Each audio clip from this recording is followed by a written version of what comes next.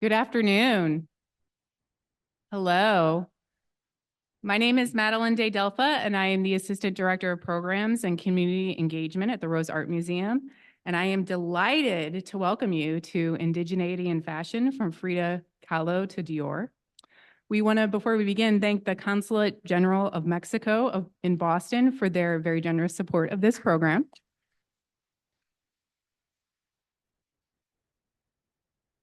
And I also want to invite you to explore the galleries today and see our special exhibition, Noe Martinez, The Body Remembers, which is co-curated by Ganit Ancori and Circe Anastroza, we are honored to have in conversation today.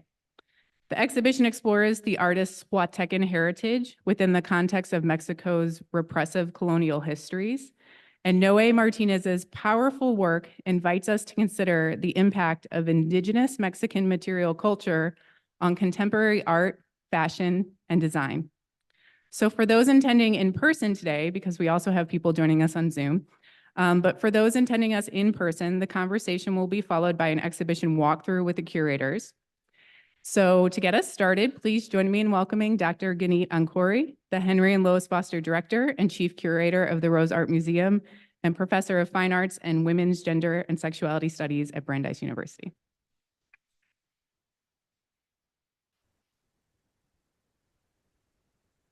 Is my lab on?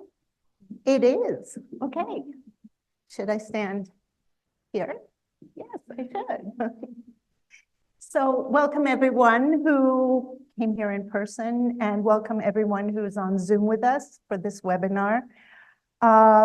So my name is Ganit. I would like to acknowledge the Consul General of Mexico in the Boston area, Alberto, and his partner, Dave, who are sitting here, front row seats. Thank you for coming.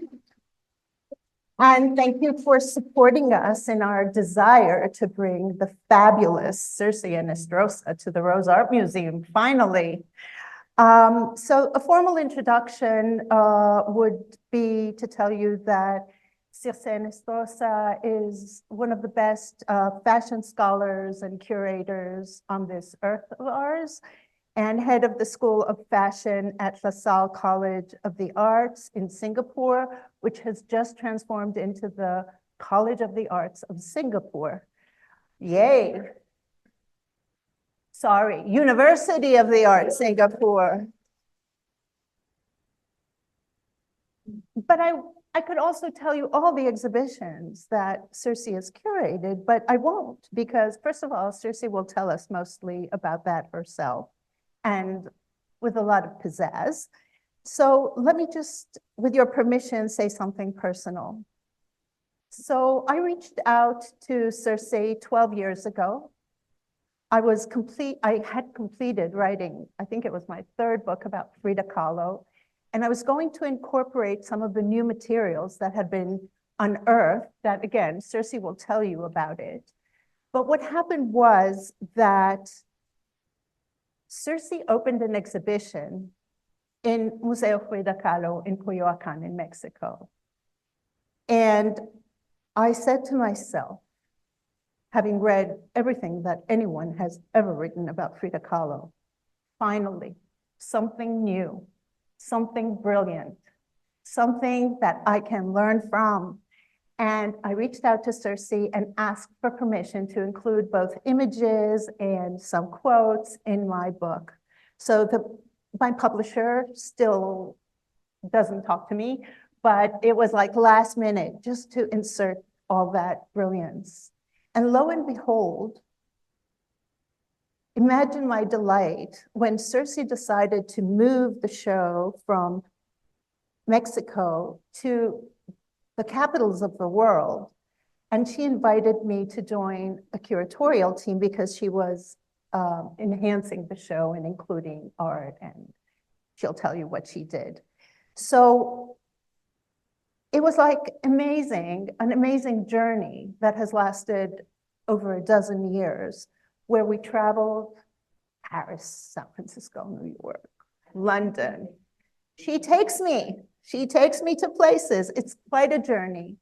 And I could say more and more, but I wanted to maybe say two things that I learned from Circe that are part and parcel of my own curatorial practice. The first thing is that the ethics of curatorial practice. We had many, many, many discussions about that. Because at first I was hesitant, should we show Frida Kahlo's prosthetic leg? Should we do this? And then in conversation with Circe and thinking about things, we developed this idea, and it was that we only show what Frida Kahlo herself chose to show. And this part in thinking about disability specifically, Circe has developed that kind of ethics of curatorial practice that's very important in my work as well.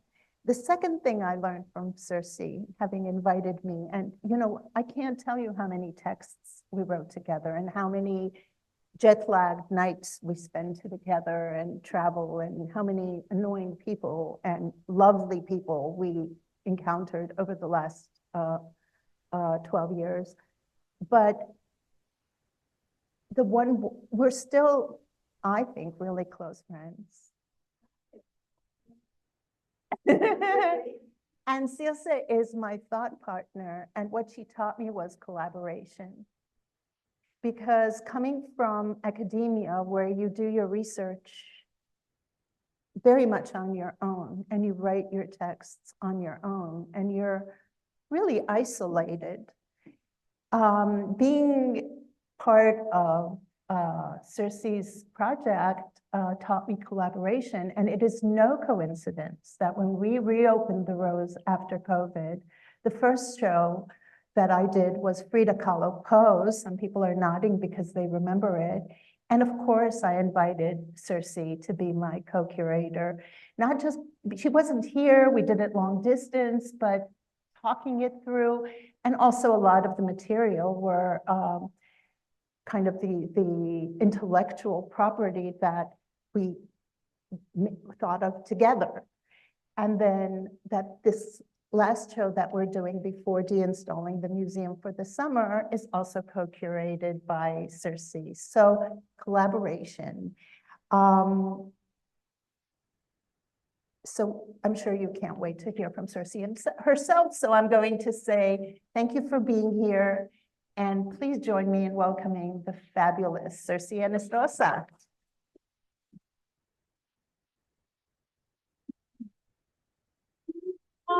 Thank you for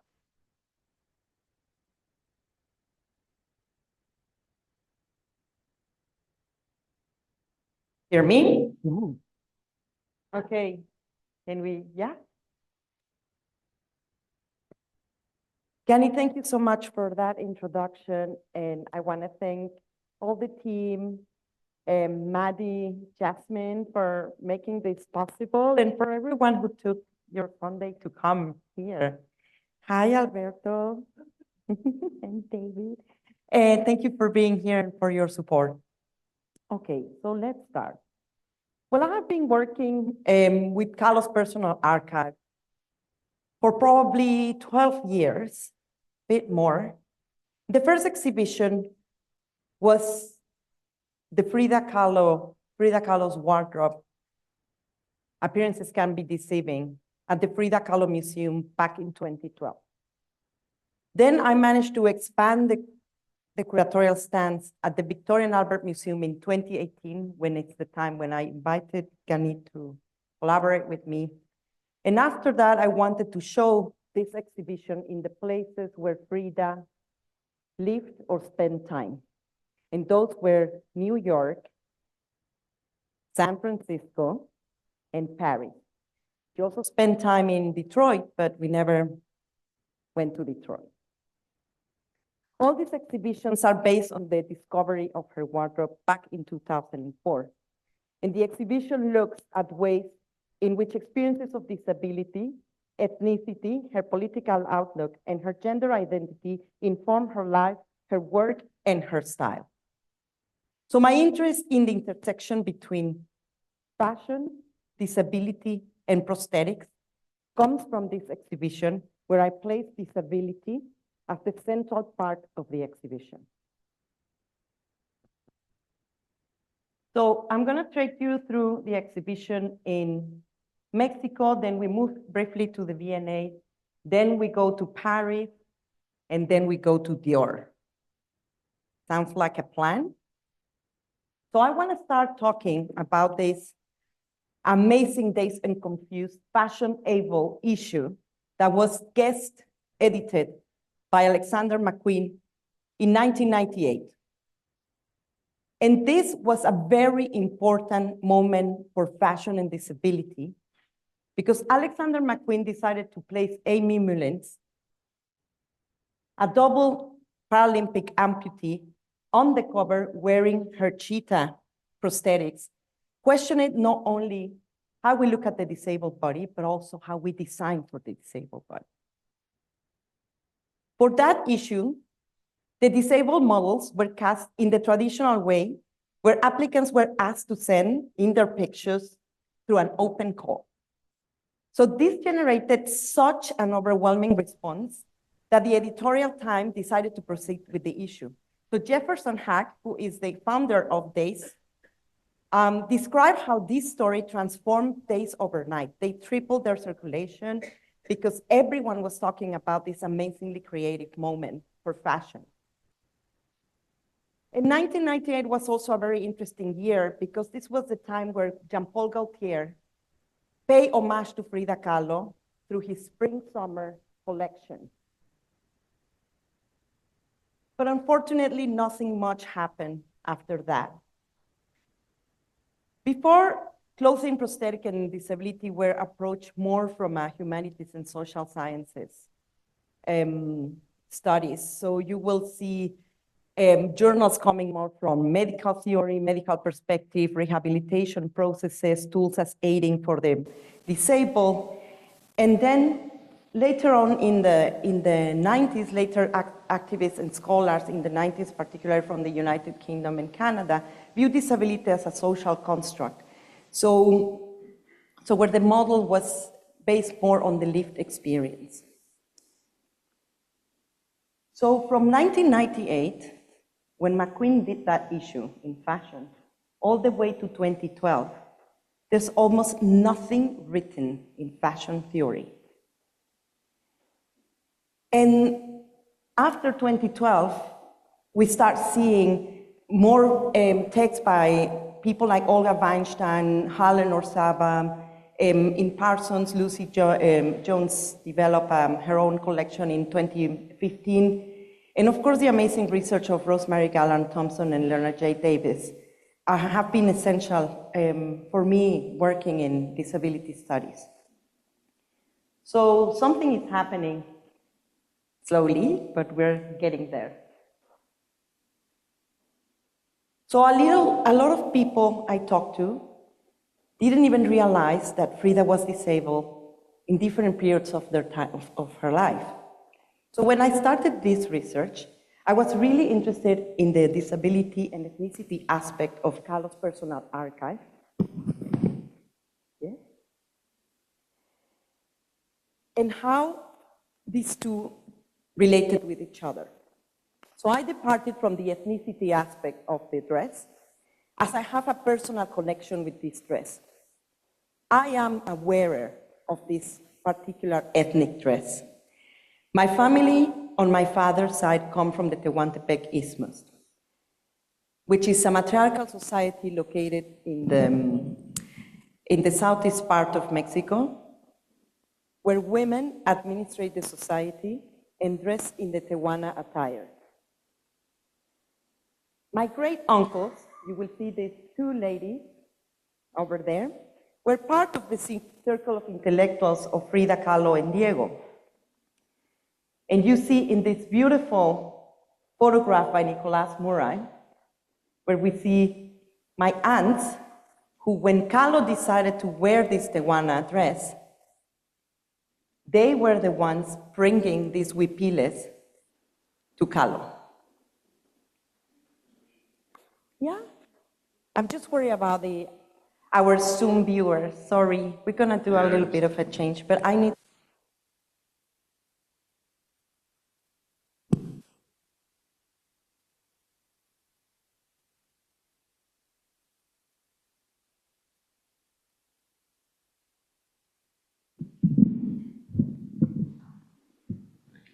Yeah, okay, so this one I turn, sorry, everyone.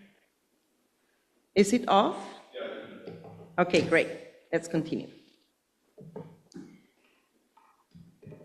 So then here, you see the skirt that Frida is wearing. You see Nereida wearing the same skirt.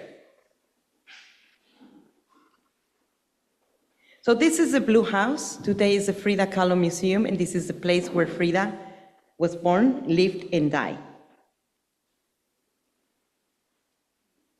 And it was in this room, and in the bathroom adjacent to her room, this bathroom, where all her archive was discovered 50 years after her passing. We discovered 6,000 photographs of the artist, 22,000 documents, and around 300 pieces of her personal wardrobe. The wardrobe is composed by pieces from Oaxaca, pieces from Puebla, from Chiapas. We have some Chinese pieces, some American blouses, and this is the first time that Kahlo was contextualized through the lens of fashion in 1937 by Tony Frisell for American Vogue.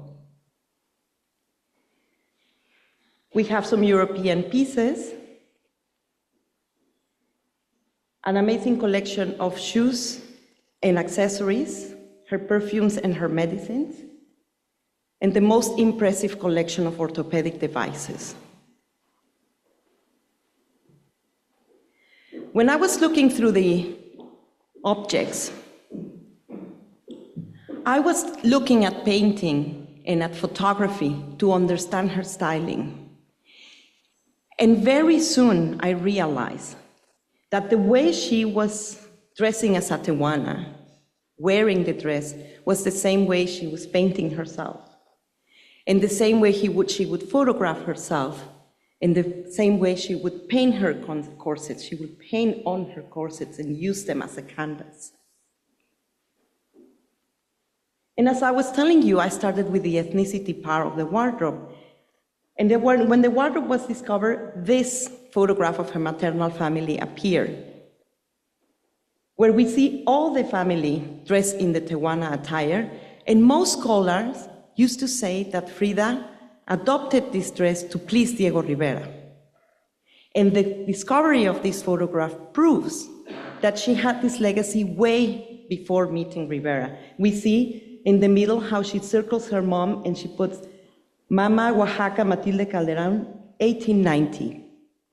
So this was a very, very important visual cue for me to understand that her choice of dress was not to please Diego Rivera, but it was based on her maternal roots. So we see her here with the Tehuana styling of the Resplendor and how she paints herself and how those relationships are built all over and over again. So the disability aspect of the wardrobe is a very important part that will inform Kahlo's identity and her choice of dress. Two events will inform her wardrobe as much as they will also inform her art later on. She had polio at the age of 6, and then she suffered an almost fatal accident when she was traveling in the bus from school back home. Her bus collided with a tramway, piercing her pelvic bone, leaving her, and with a metal bar, leaving her with the impossibility of conceiving children ever. And this is the beginning of the career of the amazing artist we know today, but it's also the beginning of the deterioration of her body. The polio left her with a withered right leg and a shorter leg than the other, like the right leg was shorter than the left leg. And here we see the traces of the polio, and you see how the built-up heel, the big difference she had. She describes how she started wearing 3 to 4 socks to level her feet, and started wearing also long skirts. So that shows how she was very conscious of her relationship and between her body and her dress from a very early age. So underneath these beautiful fabrics, she will disguise her disability or negotiate her body differences. And as I was discussing with Ganit, she will uncover them through her art, bluntly. But the construction, the geometry of this dress will inform that aspect of the disabled body. If you see the construction of the dress is composed by a headpiece, a short huipil, and a long skirt. So that means that the headpiece, the adornment, and the short huipil, and a long skirt, that makes her edit herself from the torso up, because all the adornment is concentrated here. So she makes that the viewer looks at her directly, distracting the viewer from her broken body and her wounded legs. So whether she is sitting, because the huipil is short, the huipil doesn't crease. And whether she's sitting or standing, she looks like a queen. So for the show in Mexico, we decided to do this, start with the disability ward. So I wanted to go back to the origins of where all these items were discovered and establish the disability and ethnicity aspects of the wardrobe. So I work with designer Judith Clark. So as you can see, we imitated exactly the same tiles of the bathroom to mark the origins of where all these items were discovered, but also to take us to remind us to the hospital, to the time she spent in hospital. She wanted to become a doctor, only to become the patient for so many years.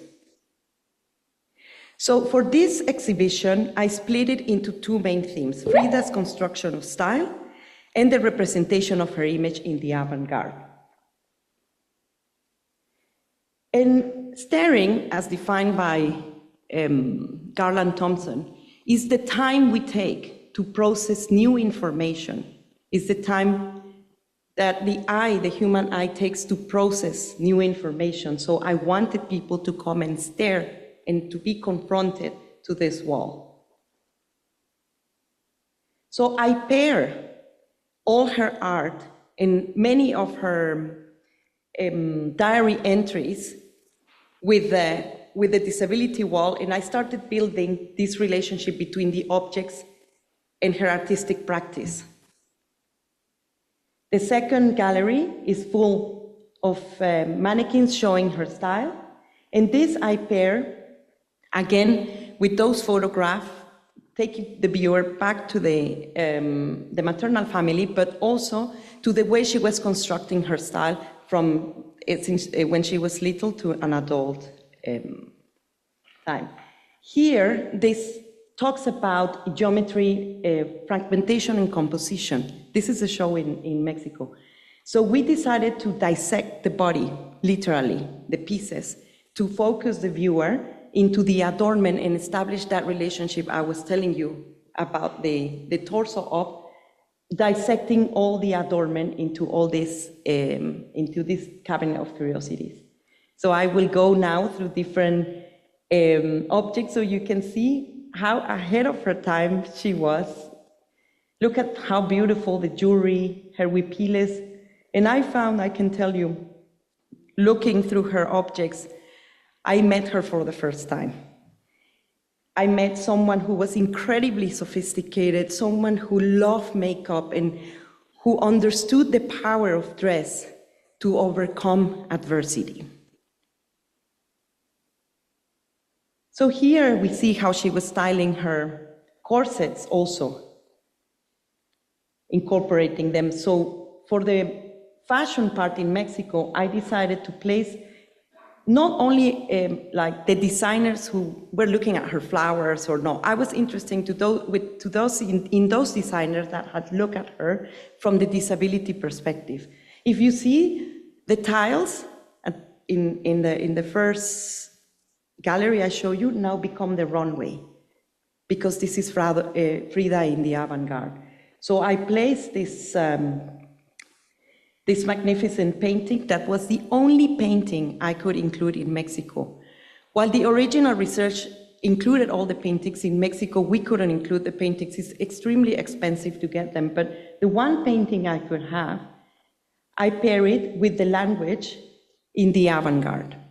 So then we finalized with Ricardo Tisci's collection for Givenchy, when he also pays homage to Frida Kahlo with these transparencies and the skeleton, and it's almost as if he had seen this beautiful and modest drawing called Appearances Can Be Deceiving, where we see her leg, her right leg, significantly thinner than the left leg. We see the butterflies that signified freedom and health in the left leg, her naked body, her corset, and her Tehuana dress.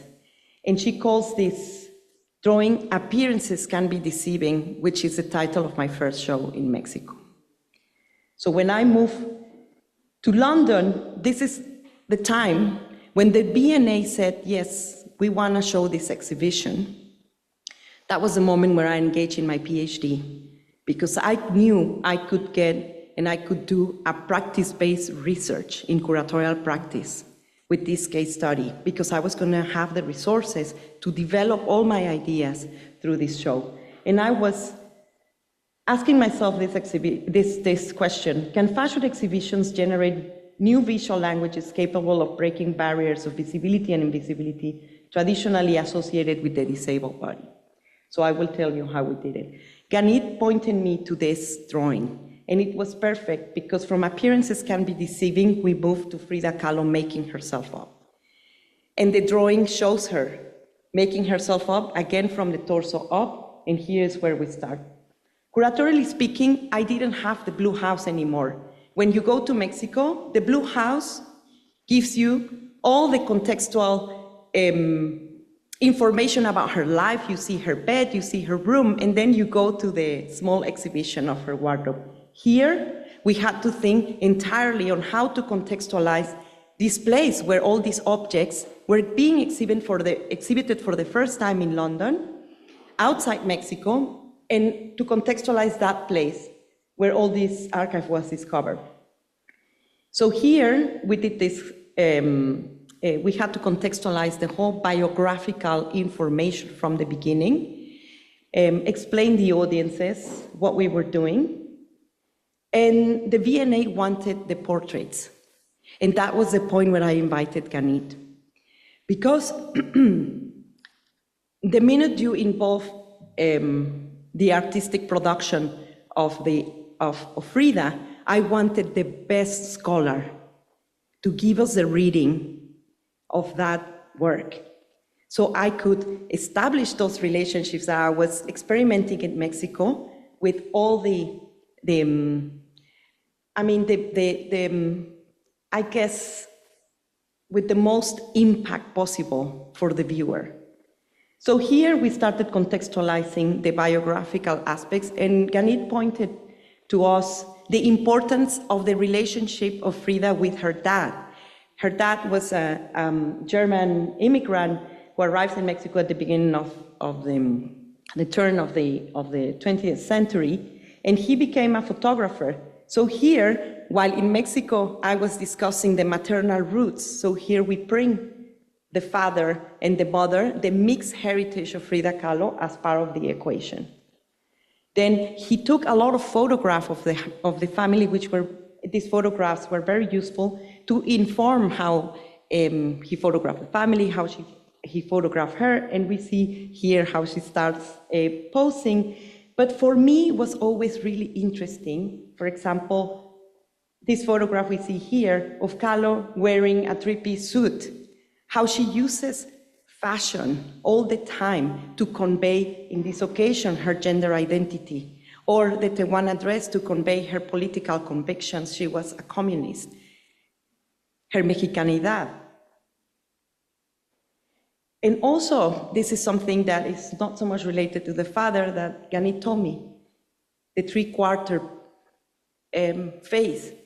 How she, the same way she was posing for photography like that, she will emulate that And I was so interested in that gesture. For the disability wall, the disability section in London, I wanted people to come, and independently of you being disabled or not, to feel these objects, to have empathy, and to have an experience that was more human. So I decided to use a more social lens to disability. There was no way in a million years I could have done this in London. I can do this in Mexico because in our culture, we're very close to death. It's part of the imagination. And here, I decided to do something really soft with a lot of consideration. So when you enter, Frida will be looking at you as you were looking at her, and you were looking at all her items with a lot of respect. So I wanted to, through the objects, to generate a configuration that allowed me to present maybe a topic that is difficult to look at, but that allowed me to shift perceptions around the disabled body. So this is the art and dress that was full of beautiful, of all her paintings as a celebration. So now we move to Paris. So what happened in Paris? Paris is the capital of fashion. This exhibition happens in 2022, and it was exactly 10 years after I did the first exhibition in Mexico. And somehow I went back to my roots, and I wanted to pay homage to that little exhibition I did so long ago. So if you see in Paris, this aisle was brilliant because that allowed me to put all the information, the biographical information, again through the construction of style. So the first photograph you see on the left wall was Frida as a little girl, and then in a line, how she was growing up and the development of the style, you would see in a linear way. On the other side, you see the roots, the father, the mother, blah, blah, blah. But this line was very important for you to see that development of the style from little to that beautiful bow to her wearing the three-piece suit to the Tehuana style in one chronological line as she was developing the style. So I brought McQueen back. Remember that text of that publication of 98? This is the time he spent at Givenchy from 96 to 2001. And here is the time where he became Alexander McQueen, because he had access to couture and to the hands and to materials. And he was looking at the corsets and the body and dissecting the body. And exactly in the gallery downstairs, I place Frida's corsets. And remember the Gaultier piece, the homage in 98? So I started bringing this text back to the space because the curatorial stance and also the curatorial discourse happens in the space, in the space. So I brought this text back into the space like this. So I place Gaultier's phantasmagoric presence of Frida Kahlo in the avant-garde against the backdrop of her medicines and her perfumes. Can you see the look at the back?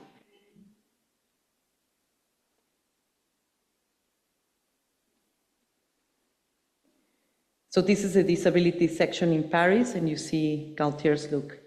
So this is how I'm constantly reflecting upon what happened in 98, how can I bring it, and weaving the stories and back and forth, and what happened in Mexico, I bring back to it's a constant assessing and reassessing of the objects and adaptation according to the different spaces.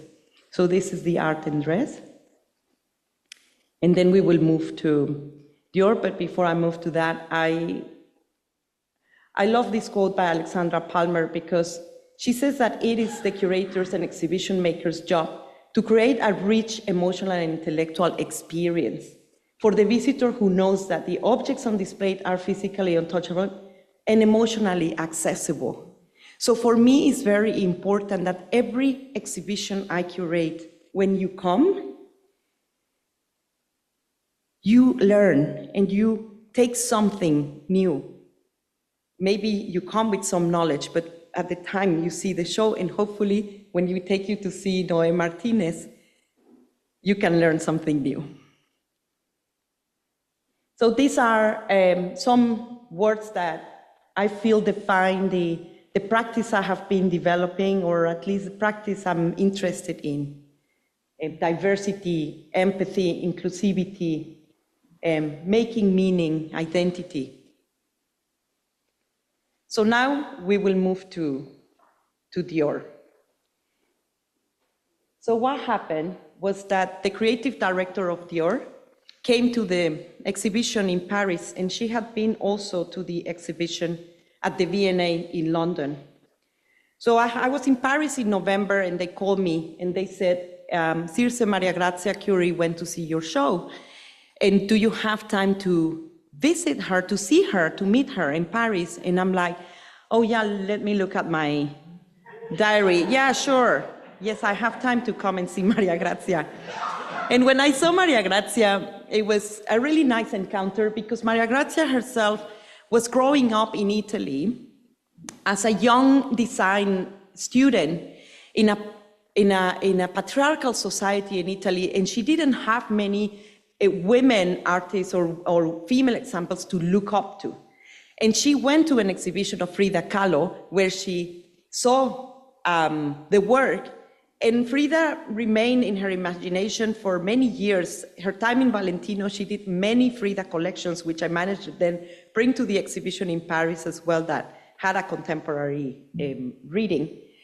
And she did say, I like that in Paris, you brought the fashion back. You brought the dress, and the focus on the garment was very clear in all the materials. And she told me, you know what?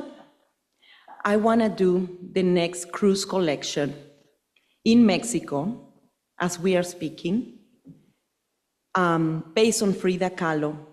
Can you help me? And I almost fell off the chair. And I'm like, yes, sure. And she said, and I want to look at the materials, and I want to get inspired to take Frida to the runway. And I said, that was interesting to me and fine, because she could just reinterpret and take whatever she wanted for the exhibition or the photographs and then reinterpret it in her own way. But when she told me she wanted to include what they call in France the savoir-faire, Mexican savoir-faire, that meant Mexican craftsmanship as part of the collection, then I was like, perfect. So I went back to our Frida wardrobe and archive, and as I was describing, to identify, because in Mexico we have so many beautiful and vast variety of techniques. So I went back to the drawing board, and Frida's Mexican wardrobe is composed mainly from pieces from Oaxaca, from Puebla, and Chiapas. So at least I could identify already the states or the regions where we could look for these techniques. And I was looking for those artisans, not only that had an amazing skill, but that had also, that the way they were preserving the craft or working with the craft had a concept that I called the future of crafts, on how to look at the craftsmanship in different ways for it to survive in the future.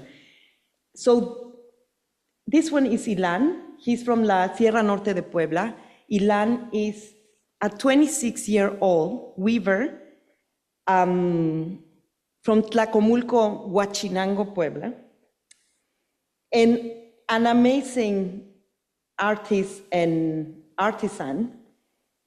And he does the most beautiful embroideries with the technique that is called Pepenado de Ilvan. So I invited him, and when Maria Grazia came to the studio, we went all the way to La Sierra Norte, when she saw the work, she had to go out and take, breathe and come back. And she wanted to take everything. And she's like, I want to work with him. And I said, Ilan, do you know how much you want to charge for this? At the time she asked me for this, to do this job, Mexico had a lot of plagiarism cases in fashion. So there were a couple of brands like Isabel Marant that they had appropriated and included indigenous traditions or iconography directly into their fashion. And another important thing when Maria Grazia asked me to do this project was that the Mexican law to protect the textile material culture of Mexico and indigenous group had been issued in January 2022. So this Dior case was going to allow me to test the law. And the law is very clear. The law says that you have to produce in the region, within the community where the community lives. You have to give credit to the community. You have to respect the iconography, and you have to compensate the community. Okay? And this is what we did. So when I came to see Ilan and I asked him, do you know how much you want to charge for this? He said no. And I told Maria Grazia, you cannot take this. You can, because he still doesn't know, and this is his own archive. And she said, okay, Circe, perfect. Let Ilan think about it, and then we invite him to Paris. Then he can bring the materials and work with me and tell me how we can incorporate these materials together. And this is what we did. He went to Paris, and this is how they decided to integrate his iconography and his embroideries into the runway. And one interesting thing is that he also studies anthropology. So he's trying to rescue a lot of iconography that has been lost in the Nahua community. So he's doing that work in a Keshkemite like this. So Remigio Mestas is an expert in Oaxaca. Everything, traditions, everything, different techniques in Oaxaca. And he has been working with indigenous communities for a very long time. And, but he believes in the exchange of the materials and the quality of different materials that existed in our trade routes in the 16th century that were coming from China and cottons from Egypt. So he uses cottons from Egypt, silks from Thailand, but the traditional make is made in Mexico. So for that, we did this beautiful jalapa, huipil jalapa. It's a Mazateco huipil, which is this one, the blue one. A huipil from Valle Nacional. This is all exquisitely embroidered. And of course, the huipil de Cadenilla of the Isthmus of Tehuantepec. And these techniques are not necessarily present in Frida's archive. But again, I wanted to highlight techniques that were in those artists that are innovating in the techniques. In Kalos, we do have these ones. We do have Mazateco and Cadenilla, not the Chinanteco. Okay, Don Pedro, to die for. He is in Chiapas. Pedro Mesa is a weaver, and he's a catalyst for various artisan groups. Who have become he has become a role model for social and cultural design in the region of Chiapas. He started weaving at the age of 8, and he learned from his mom, who is here, and he established the Sna Holobil, who in the Tzotzil Mayan culture and language means the house of weaving. And then later on, he establishes this cooperative, una cooperativa, and around 300 artisans and weavers are part of this co-op called La Casa de la Comunidad de las Tejedoras Mayas. So with Don Pedro, we did this beautiful gavan. And then the women of Tijaltepec. Tijaltepec is located in the southwest part of Mexico, also in Oaxaca.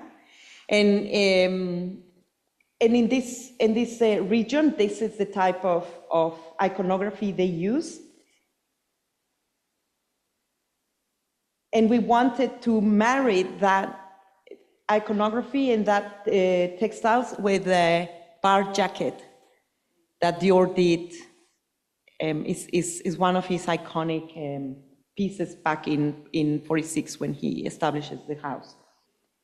So here, I'm going to show you also the way we did the marketing.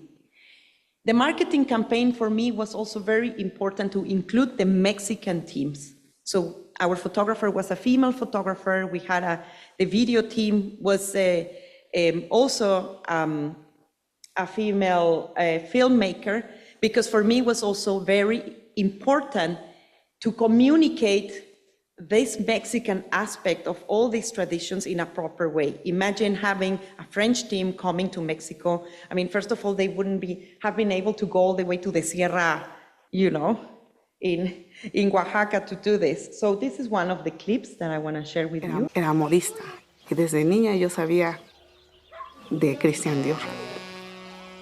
La misma sorpresa para la diseñadora fue ver cómo hacen este trabajo.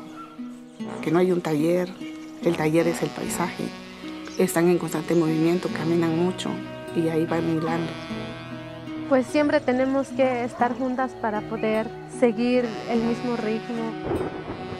Contamos uno por uno hasta que tengan igual los cuadros para que igual salga idéntico al otro.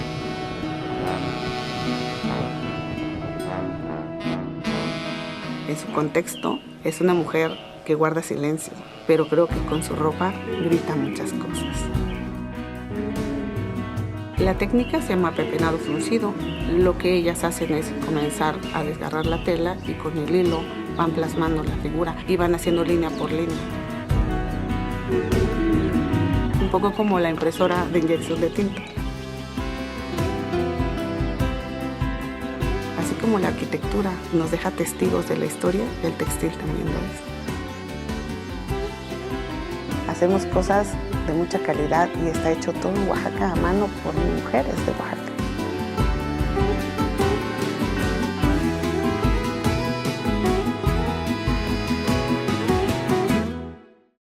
So for this bar jacket we did, Dior had to send the patterns to the community for them to approve. To approve whether they could do it and if they were happy to do it the way they sent it, and how we did each one of the embroideries to then be part of so they had to send the drawings, they had to send the technical files, the technical patterns, and then the women said, yes, we're happy to do it. Okay, and now I want to end up with this beautiful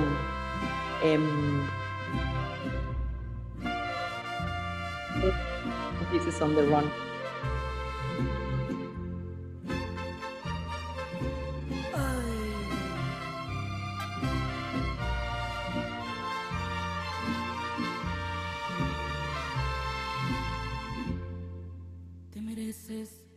Un amor.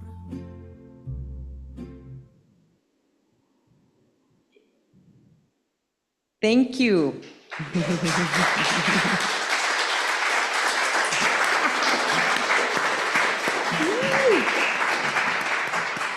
Told you she was fabulous.